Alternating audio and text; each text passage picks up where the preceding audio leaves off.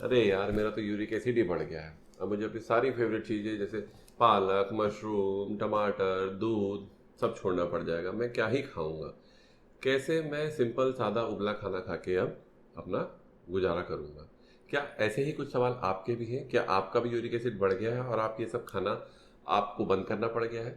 क्या वाकई में इन सब चीज़ों को खाने से यूरिक एसिड बढ़ता है?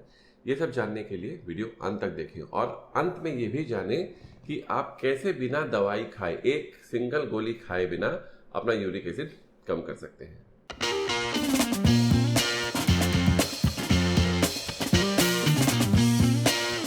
नमस्कार दोस्तों, मेरा नाम डॉक्टर विवेक अरोरा है और मैं एक कंसल्टेंट फिजियोथेरेपिस्ट हूँ। आज मैं आपसे बात करने वाला हूँ एक बहुत तेज़ी से बढ़ती हुई समस्या यूरिक एसिड के बारे में। हमारे पास हर तीसरा पेशेंट आज की डेट में ऐसा आता है जो हमें एक रिपोर्ट दिखाता है और कहता है कि मेरा यूरिक एसिड बढ़ गया है और मुझे डॉक्टर्स ने सलाह दी है कि मैं पालक, मशरूम, दूध, दालें, सी फूड, मीट ये सब खाना पूरे तरीके से बंद कर दूँ। बढ़े हुए यूरिक एसिड की वजह से मुझे अब शरीर में दर्द रहने लग गया है, मुझे जोड़ों में दर्द होने लग गया है। अब मैं अपनी फेवरेट चीज़ें भी नहीं खा पा रहा हूँ। क्या इन सब बातों में कोई सच्चाई है कि आपका पालक या मशरूम या गोभी या दूध खाने से या दाल खाने से, चना खाने से आपका यूरिक एसिड वाकई में बढ़ता है, या फिर एक सिर्फ मिथ्या है? ये सब जानने से पहले हम ये समझ लेते हैं कि आखिर यूरिक एसिड होता क्या है। यूरिक एसिड एक हमारा मेटाबॉलिक वेस्ट प्रोडक्ट है। ये हमारी बॉडी में नेचुरल सेल ब्रेकडाउन की वजह से बनता है डेली। इसका कोई दिन फिक्स नहीं है कि आज ये ज़्यादा बनेगा या कल ज़्यादा बनेगा। जब भी आपकी बॉडी में नेचुरल सेल ब्रेकडाउन होता है, क्योंकि एक रिपेयरिंग का एक हिस्सा है, उसकी वजह से आपका यूरिक एसिड बॉडी में प्रोड्यूस होता है। कुछ खाने पीने की चीज़ें जिनमें एक तत्व पाया जाता है प्यूरिन। अगर प्यूरिन वाले आप खाना खा रहे हैं या फूड आप ले रहे हैं डेली इनटेक में, तो उसकी वजह से भी यूरिक एसिड बढ़ता है। यूरिक एसिड के शरीर में बढ़ने के दो कारण हो सकते हैं। पहला कारण होता है कि बॉडी इतना ज़्यादा यूरिक एसिड प्रोड्यूस कर रही है कि किडनी उसे ठीक से फिल्टर नहीं कर पा रही है।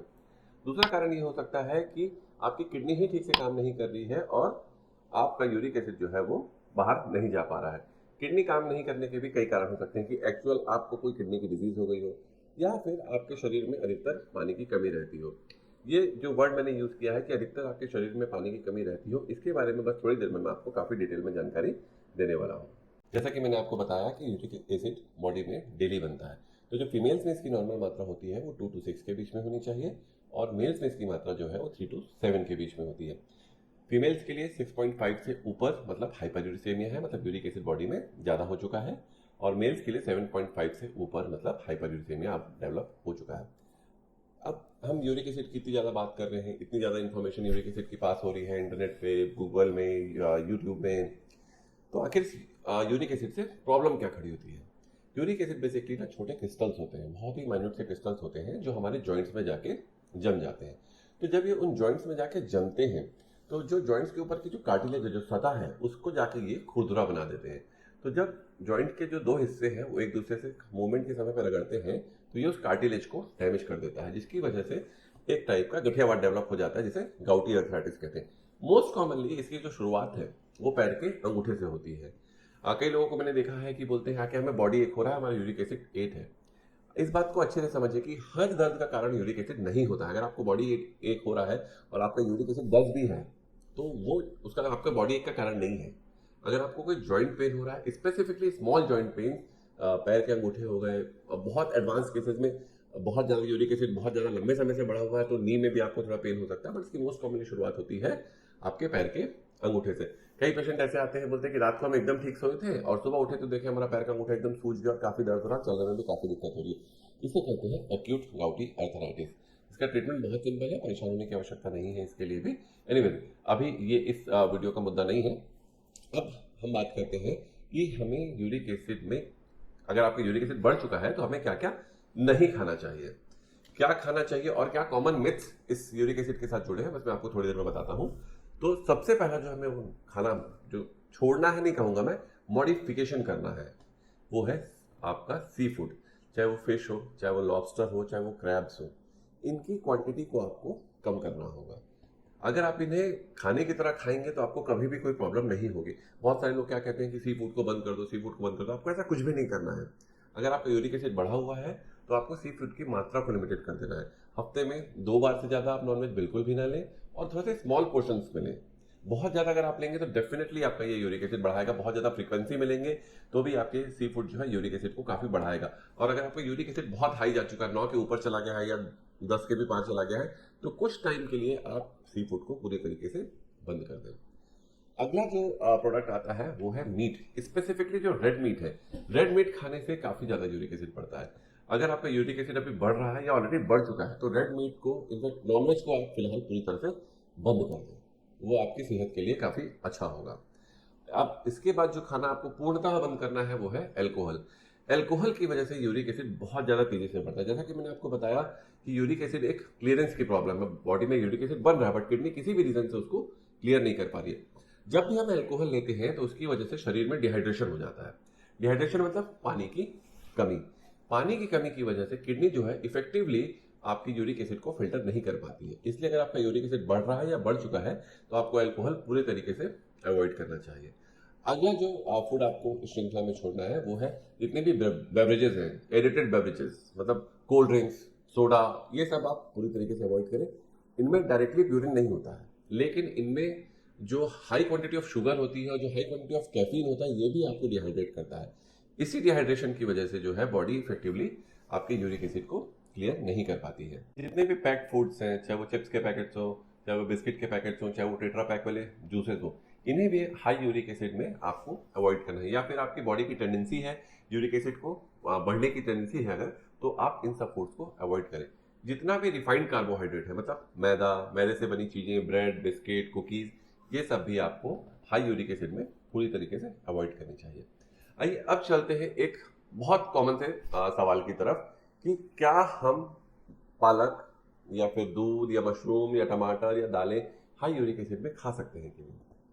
जी हाँ, आप बिल्कुल खा सकते हैं, आपको इससे कोई तकलीफ नहीं होगी। एक बार फिर से आपको बता रहा हूँ कि आप निश्चित होके वेजिटेबल खा सकते हैं, सारी दालें खा सकते हैं, दूध पी सकते हैं और वे प्रोटीन भी इनफैक्ट आप ले सकते हैं। कोई भी प्रोटीन का सोर्स, वेजिटेबल सोर्स आपको बिल्कुल भी बंद करने की जरूरत नहीं है हाई यूरिक एसिड में। जितनी भी आप कॉमनली सुनते हैं, जो लोग बोलते हैं कि अगर आपका यूरिक एसिड बढ़ गया तो सबसे पहले पालक छोड़ दो, टमाटर छोड़ दो, मशरूम छोड़ दो, गोभी छोड़ दो, दालें छोड़ दो, ये सब 1980 का विज्ञान है। मैं पहले भी कई वीडियोस में आपको बता चुका हूँ कि बहुत ज़्यादा रिसर्चेस अभी चल रही हैं, जो बहुत सारा डाटा हमारे पास आ रहा है। नई रिसर्चेस के बेस पे ये एकदम कंफर्म हो चुका है कि वेजिटेबल सोर्सेज से जो भी प्रोटीन आता है आपका, उसको आप सेफली खा सकते हैं, उससे आपका यूरिक एसिड कभी भी नहीं बढ़ेगा। आप सिंपल सा गूगल पे जाइएगा और लिखिएगा क्या दाल खाने से मेरा यूरिक एसिड बढ़ेगा। आपको तुरंत पहले ही 4-5 जो आपके आंसर्स आएंगे उसमें आपको आपका जवाब मिल जाएगा। सेम सर्च आप पालक के लिए कर लीजिए, सेम सर्च आप टमाटर के लिए कर लीजिए। बस हमेशा ध्यान रखिएगा जब भी आप इन सर्चेस को करें तो देखिएगा कि वो कोई एग्रीगेटेड वेबसाइट हो, मतलब किसी भी ऐसे व्यक्ति ने लिख के उसको अपलोड ना कर दिया हो। तो आपको आपका ये जो जवाब है ना बहुत आराम से एविडेंस बेस्ड मिल जाएगा कि आप वेजिटेबल सोर्सेज ऑफ प्रोटीन बहुत निश्चित होकर खा सकते हैं, आप सारे फ्रूट्स भी खा सकते हैं, सब कुछ कर सकते हैं। आइए अब ये समझते हैं कि आप घर में बैठ के ही यूरिक एसिड को कैसे कम कर सकते हैं। यूरिक एसिड बनता कैसे है? हम जो खाते हैं उसमें जो प्यूरिन होता है उसकी वजह से, या फिर जो सेल्स का नेचुरल ब्रेकडाउन होता है उसकी वजह से, और ये किडनीज के थ्रू फिल्टर होकर यूरिन के रास्ते से बाहर निकल जाता है। लेकिन कई बार क्या होता है कि हमें या तो डिहाइड्रेशन हो गया या हमारी किडनीज ही ठीक से काम नहीं कर रही है तो इसका क्लियरेंस नहीं हो पाता है। तो सबसे पहला काम जो आपको करना है वो करना है अपने आहार को बदलना। आहार कैसे बदलना है, आप क्या खा सकते हैं, क्या नहीं खा सकते हैं, क्या आपको कम क्वांटिटी में खाना चाहिए या वो क्या चीज़ आपको बिल्कुल बंद करनी चाहिए, वो मैं आपको ऑलरेडी बता चुका हूँ। अब बात करते हैं व्यवहार की, मतलब लाइफस्टाइल मॉडिफिकेशन की। लाइफस्टाइल मॉडिफिकेशन का सबसे पहला जो स्टेप लेना है वो है ड्रिंक प्लेंटी ऑफ वाटर, मतलब आपको दिन में सफिशिएंट पानी पीना है। अधिकतर केसेस में जिसमें यूरिक एसिड आपको बढ़ा हुआ मिलता है उसमें आप गौर कीजिएगा कि जो भी पेशेंट है वो दिन में थोड़ा पानी कम पीते हैं, रात में पानी काफ़ी पिएंगे लेकिन दिन में पानी कम पीते हैं। तो सबसे पहला काम जो आपको करना है वो दिन में अपने पानी के इनटेक को बढ़ाना है। दिक्कत ये होती है कि हम एसी कैबिन्स में काम कर रहे हैं, दिन भर बैठे हुए हैं एक ही जगह पे, आप काम में बिजी हैं, मीटिंग्स में बिजी हैं, खासतौर पे जब से वर्क फ्रॉम होम हुआ हमने तो उठना ही छोड़ दिया है। और इसकी वजह से जो बॉडी में डिहाइड्रेशन होता है वो, उसकी वजह से आपका यूरिक एसिड किडनी ठीक से फिल्टर नहीं कर पाती। तो सबसे पहला काम आपको जो करना है, दिन में आपको पानी पीना है। दूसरा काम जो करना है आपको, अपनी जो डाइट में दूध, दही, छाछ, ऐसी चीज़ों को ऐड करें जिसमें आपका जो वाटर का जो डिहाइड्रेशन लेवल, जो वाटर लेवल है बॉडी में, वो भी इम्प्रूव कर सके, आपको डिहाइड्रेशन कम हो। दही आप किशमिश के साथ भी ले सकते हैं। अधिकतर पेशेंट में मैंने देखा जिनमें यूरिक एसिड बढ़ रहा है उनमें विटामिन B12 की कमी भी होती है। तो दही और जब आप रेजिन्स आप साथ में लेंगे तो आपको प्रोबायोटिक भी मिल रहा है, आपका डाइजेशन भी अच्छा रहेगा, आपको विटामिन B12 भी मिल रहा है और आपका यूरिक एसिड भी कम हो रहा है। आप लंच में ले सकते हैं, ब्रेकफास्ट में ले सकते हैं, जब भी आपको दही और रेजिन्स लेना आपकी चॉइस है।